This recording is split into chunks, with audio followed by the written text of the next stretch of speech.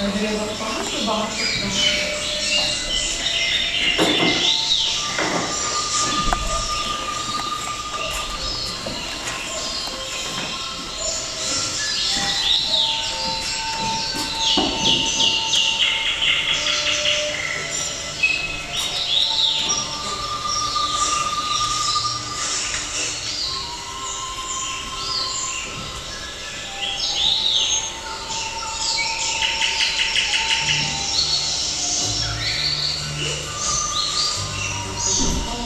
Непомітно і підійшло наше свято до кінця. Дякую всім за увагу. Бажаю гарного вечора.